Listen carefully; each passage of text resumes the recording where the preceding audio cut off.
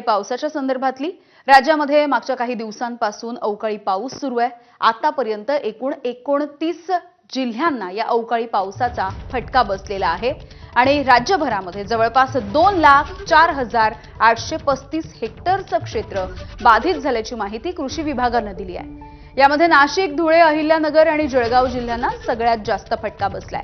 या अवकाळी पावसामुळे 14 मार्च ते 2 एप्रिल या कालावधीमध्ये मोठं नुकसान झालंय। केळी, गहू, मका, हरभरा, आंबा, ज्वारी, टरबूज, भाजीपाला, कलिंगड, डाळिंब, कांदा, संत्री आणि द्राक्षाची पिकं या सगळ्याचं मोठं नुकसान झालंय।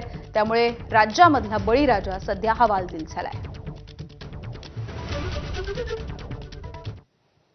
दक्षिण सोलापूर तालुक्यामधल्या बसवनगर परिसराला देखील अवकाळी पाऊस आणि गारपीट याचा तडाखा बसलाय। हातातोंडाशी आलेलं टोमॅटोचं पीक हे पूर्णपणे उद्ध्वस्त झालं। काढणीला आलेले हे टोमॅटो होते जे मातीमोल झालेले आहेत। त्यामुळे या शेतकऱ्याचं मोठं नुकसान झालंय। दक्षिण सोलापूर तालुक्यामधल्या 1 एकरावरची टोमॅटोची बाग एका तासाच्या अवकाळी पावसानं भुईसपाट केली आहे। अचानक झालेल्या अवकाळी पाऊस आणि गारपिटीमुळे शेतकऱ्यांची अडचण वाढली आहे। तर आठवडाभरामध्ये 2 ते 3